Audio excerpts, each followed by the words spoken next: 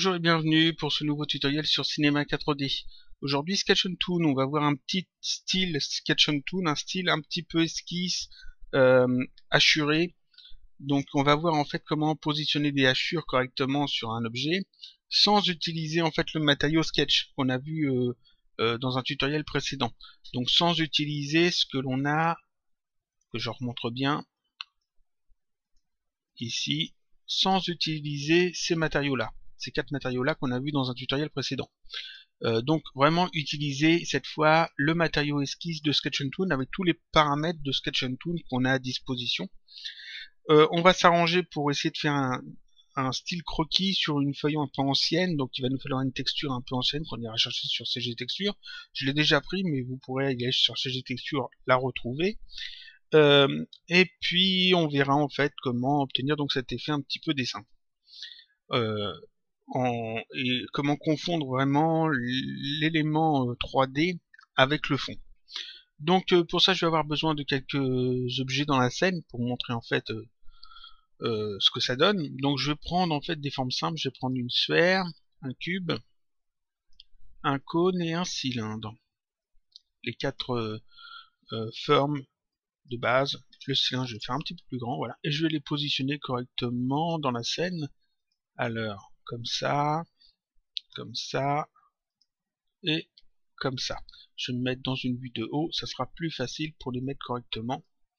Alors voilà, le cube à peu près comme ça, et le cylindre, on va l'écarter un petit peu du cube forcément, comme ça. Voyons ce qu'on obtient, c'est pas mal du tout. On va peut-être aérer un peu ici, rapprocher ça un peu comme ça, faire une vue à peu près comme ça, on met tout ça au niveau du sol. Ça je vais les grouper, donc alternate G, pour les mettre dans un nœud que je vais appeler mes objets. Comme ça me permettra en fait de mettre ma texture que sur un seul élément. Ce sera beaucoup plus simple. Voilà. J'ai besoin aussi d'un sol. Alors c'est pas obligatoire parce qu'en fait on va pas utiliser d'éclairage, donc on n'utilisera pas d'ombre, vu que c'est vraiment du rendu croquis, du rendu de dessin. Donc ici on n'utilisera pas les ombres. Mais bon, le sol, au cas où vous en auriez besoin, je vais l'utiliser quand même. Ensuite ici un arrière-plan.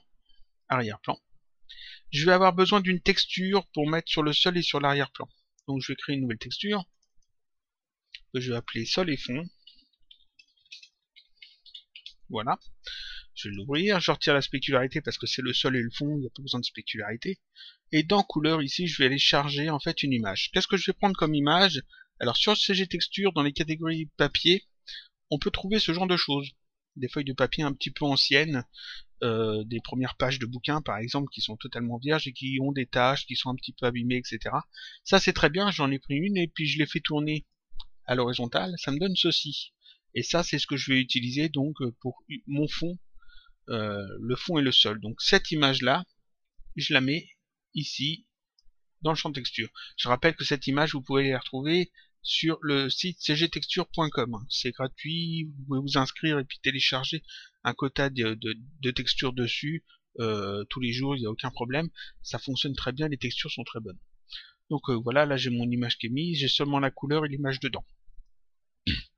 Cette texture, je la mets sur l'arrière-plan et je la mets sur le fond, enfin sur le sol. Voilà. Si je fais un rendu, là ça va pas, parce qu'en fait, l'arrière-plan c'est bon, c'est bien placé comme il faut, mais sur le sol, vous voyez que ça se répète comme un carrelage, c'est pas du tout ce qu'on veut. Donc ici, je vais sur le tag que j'ai mis sur l'arrière-plan, je vérifie qu'il est bien en type de projection frontale. Et sur le sol, ici, je vais aussi le mettre, le même tag, en type de projection frontale. Ça ne suffit pas, il faut aussi que je décoche ici répétition. Voilà, comme ça elle n'est pas répétée, j'ai seulement une seule fois l'image. Ça ne suffit toujours pas, il faut aussi que sur le sol j'ajoute un tag de rendu, enfin là ça suffirait mais c'est pas très beau. Donc je sélectionne le sol, j'ajoute un tag de rendu, donc propriété Cinema 4D rendu, et dans les propriétés de ce tag ici je vais cocher composition avec le fond. Et quand je fais mon rendu, voilà ce que j'obtiens, j'obtiens une belle feuille de papier usé en fait qui se place correctement en fond de ma scène. Les objets, eux, par contre, sont restés de cette couleur-là. C'est pas joli, mais ça, on verra ça plus tard.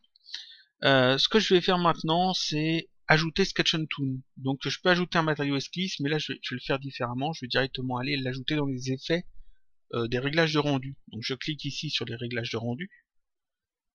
Voilà. Et ici, dans Effets, je clique et je vais chercher tout en bas. Alors, ça sort de la capture, je vais essayer de bien montrer. Ici, tout en bas, Sketch and Toon. Je l'ajoute. Voilà, Sketch and Toon est ajouté.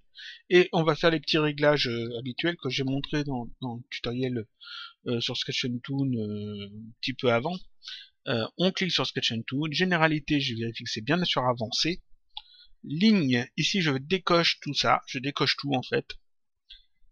Ici, ligne visible matériaux par défaut, je supprime ça, effacer. En ajoutant en fait cet effet Sketch and Toon, ici, CinemaKD m'a ajouté un matériau esquisse. On va l'utiliser après. Mais c'est lui qui mettait ici et donc j'en ai pas besoin. J'ai pas besoin qu'il s'affiche par défaut sur tous les éléments. Je vais vraiment pouvoir contrôler sur quoi je le mets. Ensuite, ici dans rendu, je vais mettre ici l'anti-aliasing sur normal pour mes tests. On pourra mettre sur au mieux par la suite si on veut le rendu final. Ici, indépendance de la résolution de l'écran, personnalisé, et je mets les paramètres de mon rendu. C'est-à-dire ce que j'ai mis ici. Voilà. Ensuite, ici dans ouvrage, dans fond, je mets désactivé. Je veux pas que Sketch and Toon s'occupe du fond, puisque j'ai mis une texture de papier exprès. Donc je veux pas que Sketch and Toon me remplace par du blanc. Et ici, objet, ombrage, je mets désactivé. Je ne veux pas que Sketch and Toon ne s'occupe en fait des ombres et puis de la texture en fait de mes objets, des ombres, des zones d'ombre, des zones de lumière. Dans l'affichage dans la vue ici, je touche à rien parce que ça on va pas l'utiliser. Donc là je vérifie que tout est bon, c'est parfait, je peux fermer ça. Si je fais un rendu ici, ça n'a rien changé parce que justement j'ai désactivé j'ai tout décoché les matériaux Sketch and Toon. Ce matériau ici, Sketch and Toon, matériau esquisse qui a été ajouté, je vais le renommer en hachure. On peut le nommer autrement, mais hachure, ça passe très bien. Et je vais l'appliquer en fait sur mes objets, sur le node mes objets. Et ici, je décoche tout. Voilà, donc ici, normalement, ça n'a rien changé. Je reviens sur ce petit tag, et ici, on va cocher en fait, alors, comme on a besoin que ça soit des hachures, on va cocher ici, alors, essayer de m'arranger pour que ça soit quand même bien fait, voilà, histoire de voir assez ce qu'il faut. Ici, je le sélectionne, et je vais cocher en fait ici ligne de contour, c'est ce qu'on va voir aujourd'hui. Donc, je clique ici sur ligne de contour, et j'ai ces paramètres là qui s'ajoutent. À chaque fois que si on coche quelque chose, on a des paramètres supplémentaires, vous voyez, qui s'affichent. Alors pas surtout des bords par exemple, vous n'en avez pas parce que c'est juste les deux bords, les bordures aussi, vous n'avez pas de paramètres parce qu'il n'y en a pas besoin. Mais donc ligne de contour, ici on en a besoin. Donc j'ajoute ligne de contour et voici les propriétés, les paramètres que j'ai en plus. Quand je demande en fait ici à Sketch and Toon de me tracer des lignes de contour, qu'est-ce que Sketch and Toon va faire? Il va tracer en fait des lignes qui font le tour des objets, qui font le contour des objets, seulement sur un axe. Donc ici, quand je fais un rendu, voilà ce que j'obtiens. Vous voyez que ici, sur l'axe X, donc l'axe perpendiculaire à l'axe X, ici j'ai l'axe X, et donc il m'a tracé des lignes qui coupent l'axe X et qui recouvrent en fait mes objets. Là, il y a un petit truc qui va pas, c'est que mes objets ont quand même une texture un peu grise, bleutée. Cette texture-là pas belle avec l'ombre, etc. Je veux pas ce genre de choses. Donc ici, je vais ajouter sur mes objets la même texture que j'ai mis sur le plan et le sol, sur le sol et l'arrière-plan. Donc cette texture-là, je vais la mettre sur les objets. Je la mets avant le tag esquisse, histoire de bien ranger les choses. Ici, il faut, je sélectionne sur le tag, il faut aussi la passer en frontal. UVW, ça va pas parce que vous voyez, on voit en fait les raccords. Vous voyez qu'elle est appliquée de manière à ce que qu'elle recouvre en fait les bords et ça fait des raccords, c'est pas joli. Donc c'est pas ce qu'on veut. Ici, on va donc la passer en type de projection frontale. Comme ça, quand je fais mon rendu ici, ça passe très très bien. Mais sauf que ça suffit pas parce que vous voyez que ici le cube est plus foncé que le fond. Donc il y a quand même quelque chose qui s'ajoute. Ici, vous voyez qu'on a une zone d'ombre très noire. on a des ondes de couleur, des ondes d'ombre. On veut pas ça. Donc en fait, ce que je vais faire sur mon neutre mes objets, je vais aussi ajouter une propriété tag de rendu. Donc clic droit, propriété, le tag de rendu. Et dans ce tag de rendu, je vais aussi cocher composition avec le fond, comme je l'ai fait pour le sol. Et donc là maintenant, quand je fais un rendu, j'ai seulement les lignes qui sont affichées. Ici, j'ai pas les effets d'ombre et de lumière. Les objets sont totalement effacés et j'ai uniquement les lignes. C'est-à-dire que ici, si je décoche mes lignes de contour et que je fais un rendu, on ne voit rien du tout parce que tout se confond avec le fond. Donc je remets mes lignes de contour. Les lignes de contour, ici, on voit qu'elles sont donc sur l'axe X. Et ça se gère en fait avec ces propriétés. Ici, position objet X. Parce que ici, je suis en mode position. On va voir que le mode position aujourd'hui. On verra les autres modes dans d'autres tutoriels. Il y en a plusieurs, il y a angle et UVW. Ici, donc, position, objet X. On a plusieurs types. Je vais réduire ça. On a ici plusieurs types de positions de disponibles. On en a 3 sur l'objet, 3 sur le monde et 3 sur les vues. Donc objet XYZ, monde XYZ et vue XYZ. À quoi ça correspond? En fait, ça correspond aux axes et pour les 6 premiers et aux vues, vues de D pour les 3 derniers. Ici, je suis sur objet X, c'est-à-dire que pour placer les lignes de contour, les lignes qui font le contour des objets, Cinema 4D prend l'axe de l'objet, parce que c'est le mode objet, donc c'est l'axe de l'objet, il regarde le sens de l'axe X, donc l'axe en rouge, parce que là c'est l'axe X, et il met les lignes en fait autour de cet axe, pour faire le contour de cet axe en fait. Donc c'est pour ça que les lignes sont dans ce sens-là. Si je mets ici objet Y, les lignes seront dans le sens qui fait le contour en fait de l'axe vert ici. On voit ça tout de suite, voilà. Et si je mets Z, je vais les avoir dans le sens qui font le contour de l'axe Z ici. Comme ça. Ça, c'est parce que j'utilise objet XYZ. Des fois, l'objet peut être tourné. Alors, par exemple, je vais le tourner un peu, celui-là. Comme ça. Si je fais mon rendu, vous voyez que ici, les lignes ont suivi l'axe de l'objet. Parce que je l'ai tourné, donc ils suivent l'axe de l'objet. Ici, on a d'autres modes. On a le mode monde X, monde Y, monde Z. C'est la même chose, sauf que d'utiliser l'axe de l'objet, ça va utiliser l'axe du monde, l'axe de la scène. Donc ici, à la place d'objet X, si je mets monde X, ce n'est plus l'axe de l'objet qui est pris en compte, mais l'axe de la scène. Donc vous voyez que peu importe dans quel sens on tourne l'objet, son axe n'a plus d'importance, c'est l'axe du monde qui compte. Alors je vais remettre en fait ma sphère dans le bon sens. Là, comme ça, voilà. Donc ici, on a tous ces modes-là qui sont en fait les mêmes, sauf que ici, cela utilise l'axe de l'objet, cela utilise l'axe du monde. Mais c'est le même principe, c'est-à-dire que si je mets monde Y, j'ai les lignes dans ce sens-là, et si je mets monde Z, j'ai les lignes dans ce sens-là. Ensuite, ici, j'ai vue X, vue Y, vue Z. Ça, c'est le même principe, sauf que d'utiliser les axes des objets ou du monde, ça va utiliser les vues 2D. Donc, vue X, ça me donne ceci, et que j'ai des lignes verticales. En fait, il faut que je passe dans le mode comme ça, pour bien voir la différence. Ici, c'est que des lignes toutes droites verticales. Ici, c'est des lignes toutes droites verticales. Ici, c'est des lignes toutes droites verticales. Si je passe ici en mode vue Y, voilà ce que j'obtiens, des lignes comme ça. Ici, pareil, des lignes comme ça. Ici, des lignes comme ça horizontales. Et là aussi. Et pareil, ici, si je change encore en vue Z, je vais avoir encore autre chose. Ici, j'ai ce type de vue, c'est-à-dire que ici, les lignes coupent l'objet. Ici, comme ça. Et ici, comme ça.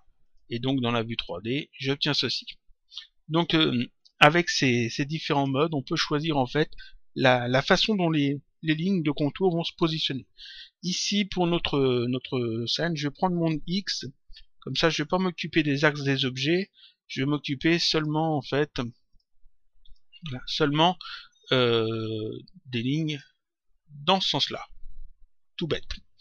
Là on a quand même quelque chose qui est pas terrible parce qu'en fait les lignes sont toutes assez régulières et puis elles sont toutes droites, c'est pas tout à fait ce qu'on veut. Donc on va pouvoir changer d'autres choses. Ici on a d'autres réglages. Minimum, maximum, en fait c'est où est-ce que ça va commencer, où est-ce que ça va finir. Par exemple ici si je mets minimum 50%, ça ne va pas commencer au début, ça commence seulement à 50% des objets. Vous voyez, 50%. Les objets sont coupés en fait. C'est très bien si vous voulez appliquer plusieurs styles de matériaux type hachure comme ça, et puis ça vous permet en fait de dire ce matériau-là commencera à tant de pourcents, et celui-là s'arrêtera à tant de pourcents. Parce que ici on a le minimum, et ici on a le maximum. Je peux demander le maximum, s'arrête à 50%. Donc ici on n'a que le début des objets. Voilà. Et je pourrais tout à fait mettre un deuxième matériau qui commence à 50% et finit à 100%. Ou si je veux tout, je mets 100%. Voilà. Ici, on a... alors, ça, c'est l'espacement, relatif ou absolu. Je vais laisser relatif. On peut choisir absolu et indiquer justement de combien de décalage il y a entre chaque ligne. Je vais laisser relatif. Donc 0 à 100%, donc tout l'objet, et sur 0 à 100%, je veux qu'il me mette combien d'étapes de ligne. Alors ici, je suis sur 20. Si je veux moins, je peux mettre par exemple 5, je vais en avoir beaucoup moins. Voilà, je peux mettre 10 pour trouver un milieu, et au contraire, je peux en mettre beaucoup. Si j'en mets 100, j'en ai beaucoup. Là, j'en ai vraiment beaucoup. Je vais mettre un réglage de 30. 30, c'est très bien. Et on peut demander ici à avoir une variation, parce que ici, c'est un petit peu trop régulier. Donc ici, en ajoutant une variation, par exemple 2 cm, on a quelque chose d'un petit peu moins régulier. Vous voyez que parfois, c'est très serré, les lignes sont mises côte à côte, et des fois, il y a plus d'écart entre certaines lignes. Alors, en jouant ici avec ce paramètre, on change en fait la variation, justement, d'écart entre chaque ligne. Ensuite, ici, elles sont toutes droites, donc ici, on a un paramètre rotation qui nous permet, justement, de les faire tourner. Là, je leur ai donné un angle de 25 degrés. Je peux leur donner un angle négatif de moins 30, par exemple. Moins 30 ici, ça a l'air pas mal pour ce que je veux faire. Donc, on va garder cet angle de moins 30 degrés, avec, en fait, ici, un minimum 0%, maximum 100%, 30 en étapes, et 2 de variation en mode relatif, monde X. Comme ça. Donc ça, ce tag là en fait maintenant il est réglé, on va plus y toucher pour le moment. On pourrait changer ça après par la suite si on veut, mais là ça va être très bien comme ça. Je vais voir ici maintenant mon matériau hachure, et on va voir donc qu'est-ce qu'on peut modifier dedans. J'ouvre mon matériau Sketch and Tool, je vais m'arranger pour que ça rentre dans les captures. Parfait, ça devrait être bon comme ça.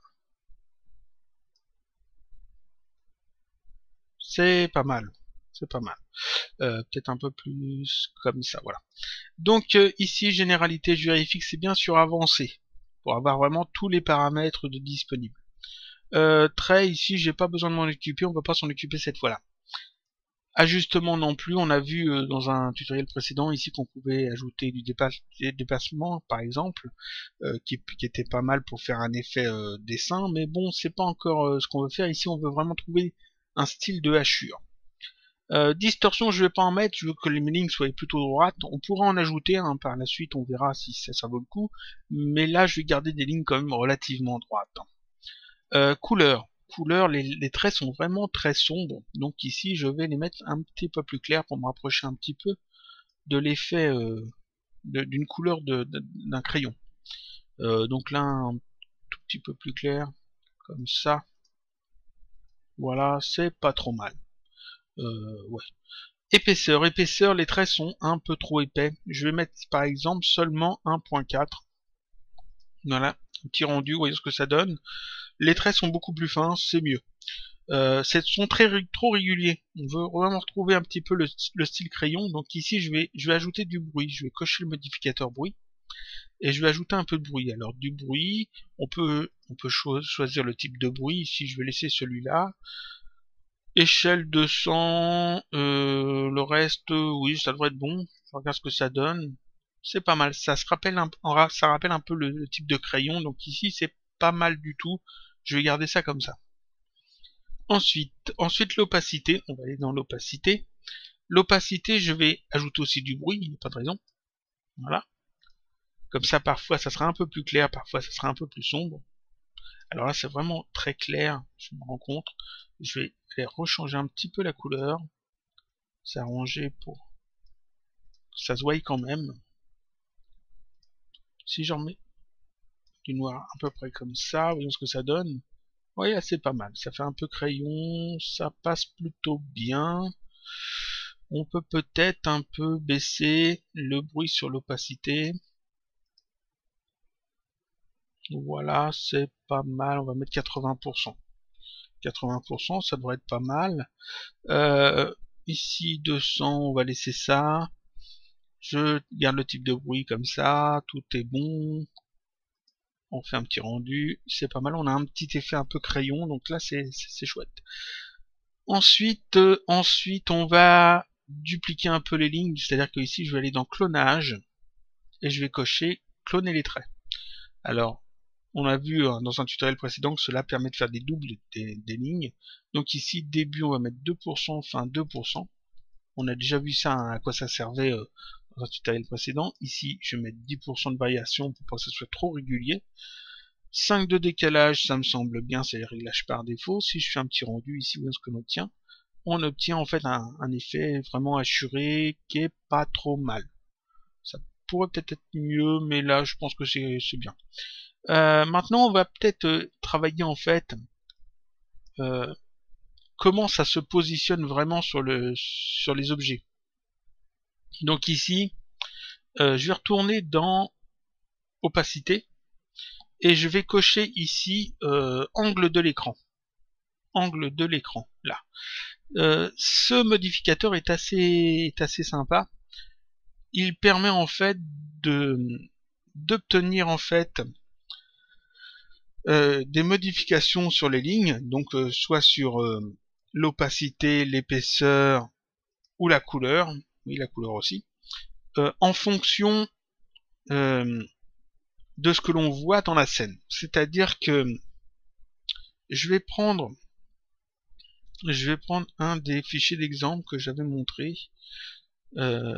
Si je retrouve, alors n'importe quel, celui-là par exemple, voilà. Ici par exemple, ce personnage, c'est tiré du dessin animé Spider-Man, vous voyez que tout n'est pas dessiné.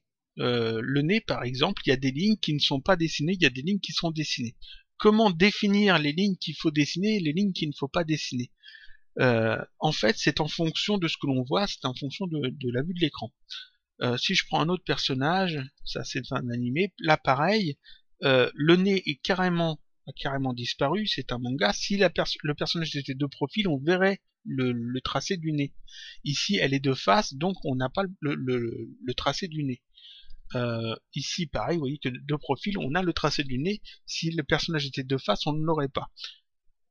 Pour définir en fait qu'est-ce qui doit être affiché, ce qui ne doit pas être affiché à l'écran, ce modificateur angle de l'écran permet justement de faire ça, c'est-à-dire qu'il va regarder le sens des lignes par rapport à l'écran, et en fonction de cette spline, et ici la rotation, mais bon, de la spline surtout, il va définir s'il doit ou pas afficher la ligne, s'il doit ou pas ici modifier son opacité, ou modifier son épaisseur, ou modifier sa couleur. Donc ça permet vraiment de travailler en fait les lignes qui sont vues et les lignes qui ne sont pas vues. Alors est-ce que j'ai d'autres exemples? Par exemple ici il y a pas mal de lignes, non, ici c'est pas très parlant, c'était vraiment là Spider-Man, ici on voit bien que le nez sur le côté, s'il était de face on verrait des lignes en moins par exemple. Ici non, c'est pas très parlant, c'est plus parlant dans les mangas je pense, et j'ai pas pris beaucoup de capture d'écran de manga, donc je peux pas trop montrer ça. C'est vraiment plus parlant sur ces images là. ici de profil, on a bien tout le tracé, et quand on est de face, on n'a pas le tracé justement parce que le personnage est de face. Donc ça sert à ça. L'angle de l'écran permet en fait de définir la modification sur la ligne en fonction de ce que l'on voit vraiment à l'écran. Donc ici, en cochant angle de l'écran, je garde ce paramètre-là pour le moment. Je fais un petit rendu pour voir ce que ça donne. Ici, on voit que certaines lignes sont beaucoup plus opaques, enfin d'autres transparentes, parce que je l'ai mis sur l'opacité. Donc ici, toutes ces lignes-là sont devenues transparentes, et celles-là sont restées opaques, parce que justement, j'utilise ce type de courbe. Si je modifie cette courbe, chose qu'on peut faire, et chose qu'on va faire, voilà, si je modifie cette courbe, on va modifier en fait ce que l'on a à l'écran. Par exemple, si je remonte cette ligne là comme ça, et que je fais un rendu, on va voir que ici je n'ai plus exactement la même chose. Ici vous voyez que j'ai des lignes, ici je commence à avoir peut-être, non je n'ai pas vraiment de lignes ici, mais j'ai ces lignes là en plus, alors que si je rabaisse ça ici, et que je fais le rendu, vous voyez que ces lignes là avaient disparu. Donc c'est vraiment avec ces courbes là que l'on peut travailler des choses.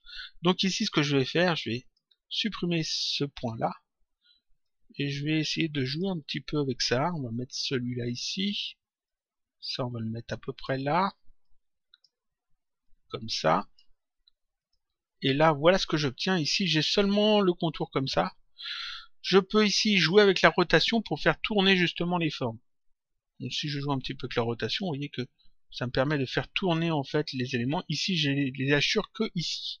On peut les faire tourner encore un peu. Ici, j'ai les hachures ici et j'ai la partie claire ici. Donc on peut jouer comme ça, en fait, pour trouver la disposition qui nous plaît pour la position des hachures. Là, je le fais sur les 4 éléments à la fois parce que j'ai mis ma texture sur les 4 éléments à la fois, mais je pourrais tout à fait le faire que sur un élément et puis avoir des réglages différents sur d'autres textures pour d'autres éléments.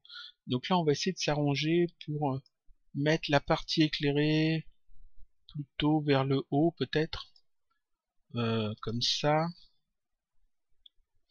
On peut peut-être aussi jouer un peu avec ça. Alors, essayer d'autres combinaisons.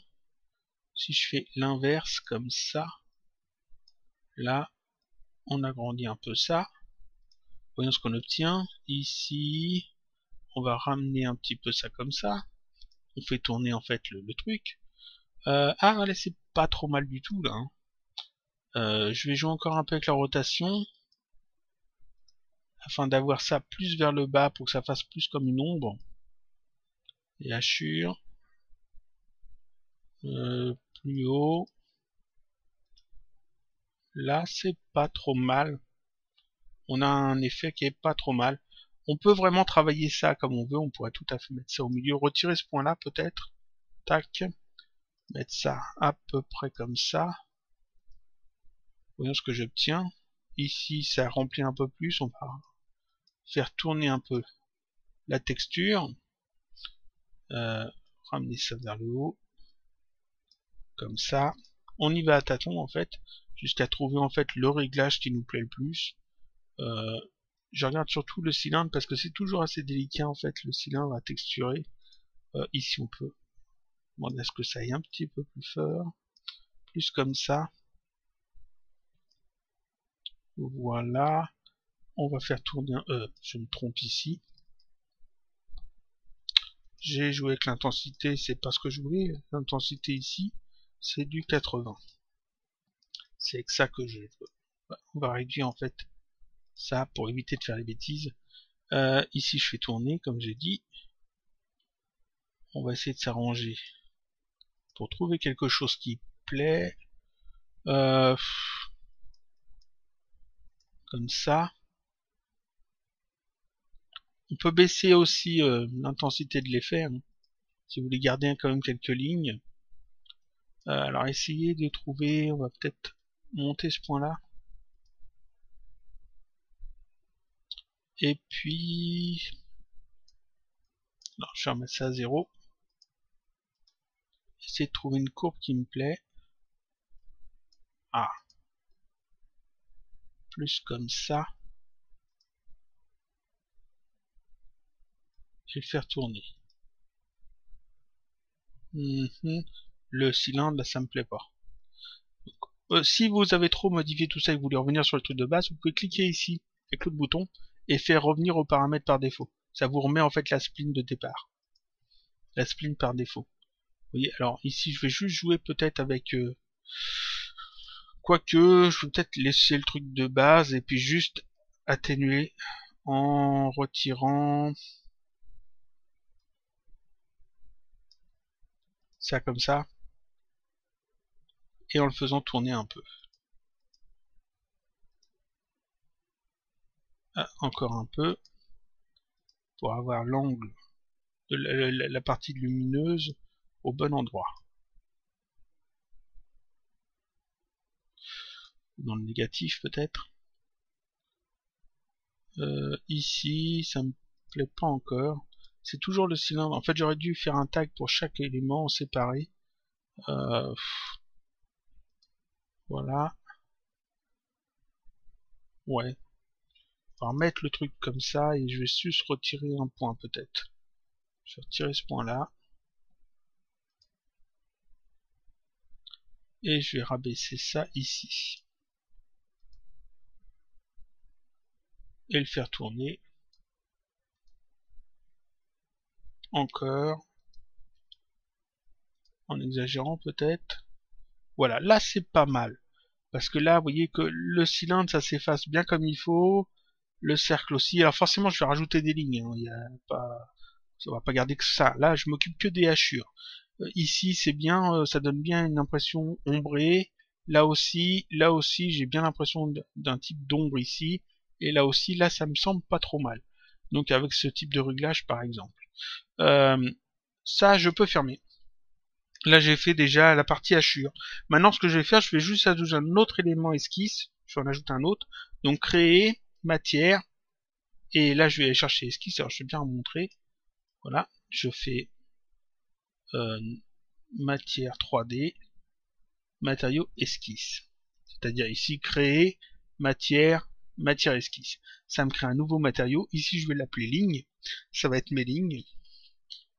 Les lignes de dessin. Et je l'ajoute aussi sur mes objets. Je le mets après. Ici, je vais garder en fait pas les bordures, pas les plis, pas les faux plis, que les plis. Donc si je fais un rendu ici, j'obtiens ceci. J'ai les lignes en noir ici qui font tout le tour. Je vais rabaisser un peu le sol parce que ça mange les lignes du bas. Alors voilà. Là, c'est pas mal, ou ça ira. Je vais donc sur ce matériau faire ce que l'on a fait la dernière fois, c'est-à-dire ajouter quelques petits réglages. L'ajustement, je vais mettre un petit peu de dépassement. Alors vraiment pas beaucoup. 5,5 avec peut-être 10%. Ce que ça donne. Voilà, ça dépasse légèrement. Peut-être un petit peu plus son pourcentage. 50-50. Voilà, c'est pas mal. Alors ici, on peut voir qu'il y a un petit problème avec le cône. En fait, le cône et le cylindre, on a des soucis parce que en fait, ce sont des... Là, j'ai gardé des objets paramétriques. Alors, je vais les transformer en objets polygonal. Je vais tout sélectionner ça, tout ça. Je clique sur cette icône ou la touche C. Voilà. Alors, d'abord, je reviens en arrière. Le cône ici, je vais réduire les segments de hauteur à un seul et le cylindre aussi. C'est bon, parce qu'il n'y a pas besoin d'avoir plein de réglages. Donc là, je rends tout ça éditable. Je passe en mode point. Dans cette vue-là, je fais un CTRL A pour sélectionner tous les points. Ensuite, clic droit, optimiser. Voilà, en faisant ça, en fait, je règle pas mal de problèmes. Là, si je fais un rendu, vous voyez que ici, je n'ai plus le truc tout foncé que j'avais. Et ici, j'ai bien toutes les lignes que je cherchais. Donc là, c'est parfait. Donc je reviens sur mon matériau ici, ligne, matériau esquisse. On a ajouté donc ici un petit peu de déplacement sur les traits. Donc ici, j'ai un petit peu de déplacement, c'est parfait.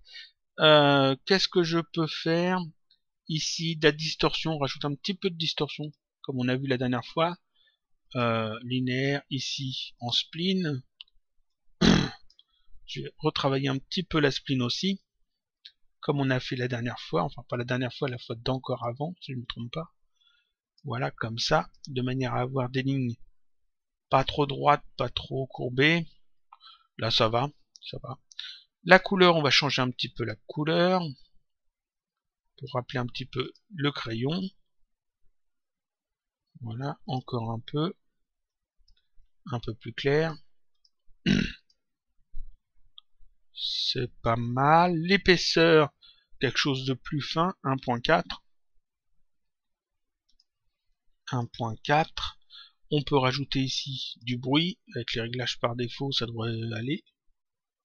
Voilà, là on a un effet qui est pas mal. L'opacité, on pourrait jouer un petit peu avec. Ici, je pense que c'est pas nécessaire. On va changer peut-être un petit peu la couleur, mettre ça légèrement plus foncé pour que ça ressorte quand même un petit peu plus. Encore un petit peu plus. Voilà. C'est pas mal. Et je peux encore ajouter encore un autre matériau. Alors matière esquisse. Ça, cette fois pour les faux plis, donc ça va être ligne, je l'appelle ligne 2. Voilà, des lignes supplémentaires. Je la mets aussi, ce matériau esquisse, je le mets aussi sur mes objets. À la fin. Là, je vais garder que les faux plis. Et puis là encore, je vais modifier des choses. Parce que par défaut, ça donne ceci. Alors là, c'est surtout pour ces lignes-là. Ces deux lignes-là. Et cette ligne-là, forcément. Donc ici, pareil, couleur, quelque chose de très clair. Enfin, de très clair, de plus clair. Encore un peu plus clair. Voilà. C'est bien. Ensuite, ajustement, un petit peu de dépassement aussi peut-être. Presque rien. 2, 2, 5, 5. Dans ce que ça donne. Oui, c'est pas trop mal. On va aller jouer après. Ici, on peut peut-être ajouter sur l'épaisseur un bruit. Voilà. L'opacité, on peut peut-être aussi ajouter un bruit, histoire d'atténuer encore aussi les choses. Alors, pas trop de bruit quand même. 80%. 80%. Voilà, là on a un effet vraiment crayonné. Qu'est-ce que je peux modifier encore? On peut rajouter peut-être dans le clonage quelques traits supplémentaires. Alors je coche cloner. Ici on va en mettre seulement 2. Alors décalage 5 c'est peut-être trop. Non, ça a l'air d'aller. Si j'en mets 3, ce que ça donnerait. Si j'en mets 3, on les voit trop. Donc 2. 2, ça devrait être pas mal. Ici on a vraiment un type crayon. Donc c'est pas mal du tout. Et là, notre effet est fait, c'est-à-dire que ici, vous voyez qu'on a bien des hachures qui s'estompent en fonction de la zone où on peut supposer qu'on a mis la lumière. On pourrait supposer qu'on l'a mis de ce côté-là, vu que j'ai mis en fait ici les zones plus claires de ce côté-là, de ce côté-là, de ce côté-là. Ici c'est plus clair et ici c'est plus clair. Donc là, on a un effet type crayonné qui est plutôt crédible. Si je voulais changer en fait le style, l'emplacement de la lumière, il me suffirait de retourner en fait sur mon tag ici pour les hachures, les lignes de contour, le tag où j'ai coché ligne de contour, et ici de changer par exemple la rotation. Par exemple, on pourrait pas la rotation. Non, je me trompe. Ici c'est là-dedans. En hachure, c'est dans opacité et c'est cette courbe là qu'il faut modifier. Voilà, avec ici cette rotation. Donc je vais réduire ça. Je réduis ça. On garde que cette courbe là. Et là, en fait, on peut modifier ça. Par exemple, à la place de 146, je pourrais peut-être mettre moins 146 pour le tourner complètement. Non, ici, le truc sera en bas. On va essayer de trouver un autre réglage. Là, la lumière serait de ce côté-là, donc s'arranger pour qu'elle soit plutôt en haut à gauche. Donc ça serait plus comme ça. Encore un peu. Voilà, ici l'ombre serait de ce côté-là. On peut tourner encore un peu. En jouant avec la rotation, vous voyez, ici je rapproche du bas. Encore un peu. Là, ici on voit que c'est cette partie-là qui est éclairée. Donc, vous voyez, les hachures sont du côté où c'est ombré. Encore un peu peut-être.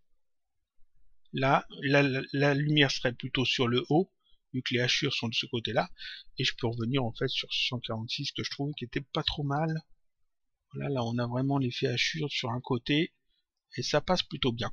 Donc ça en fait, vous voyez, on a fait quoi? Qu'est-ce qu'on a fait? On a fait en fait une texture que l'on a mis sur un arrière-plan, sur un sol, en mode frontal, ça c'est important. On l'a mis aussi sur nos objets, sur un node dans lequel on met nos objets. On a utilisé un tag avec composition, un tag de rendu avec composition avec le fond de cocher. Et en fait, on a ajouté 3 matériaux esquisses. Un pour les lignes de contour, c'est-à-dire pour simuler ces hachures. Si je les retire, vous voyez, si je les retire, je n'ai plus les hachures. Si je les remets, je remets les hachures. Donc un pour créer des hachures, un pour créer les plis, c'est-à-dire les lignes qui font le fond. Alors à la limite, celui-là, je pourrais même m'en passer parce qu'en fait, les faux plis fait à peu près la même chose. Disons que ce tag-là renforce un petit peu l'idée des lignes de fond. Mais normalement, si je retire ça, ça devrait être bon aussi. C'est juste un peu plus clair, oui. Ici, les lignes de fond sont plus claires. Si je remets, les lignes de fond sont un petit peu plus soutenues. Voilà. Donc j'ai rajouté donc un matériau esquisse pour les lignes et un autre matériau qui est mis sur les faux plis et qui permet en fait de faire les traits qui manquent. Donc ces traits là, si je le retire, je n'ai plus ces traits là. Ce qui peut être bien aussi, hein. Après ça dépend de ce que vous voulez faire. Donc aujourd'hui on a vu surtout les lignes de contour, on a vu qu'on pouvait faire des hachures avec, on a vu qu'on pouvait fusionner en fait les éléments Sketch and Toon avec un fond en mettant la texture en mode frontal et avec un tag de rendu en cochant composition avec le fond. Et on a vu comment positionner correctement nos lignes de contour, à quoi servaient ici les modes de position et la rotation, ce genre de paramètres pour obtenir ce type de dessin. Et alors forcément, quand vous faites votre rendu final, je vous conseille ici de vous mettre en haut mieux. C'est un petit peu plus long à calculer, mais vous aurez un rendu un petit peu mieux. Donc là, vous voyez que ça se calcule un petit peu plus lentement, parce qu'en fait l'anti-aliasing est un peu plus poussé. Seulement sur l'image finale, c'est quand même mieux d'avoir un bon rendu. Surtout si c'est juste une photo, juste une image, si c'est pas une animation, autant mettre un peu les réglages d'anti-aliasing au mieux. Si c'est une animation, vous pouvez en fait garder plutôt un réglage plutôt correct ou normal. Comme ça passera bien quand même et le rendu sera beaucoup plus rapide. Mais avec normal, ça va beaucoup plus vite. Voilà, je pense qu'on a tout dit pour aujourd'hui. Je vous dis donc à bientôt pour un prochain tutoriel, toujours sur Cinema 4D.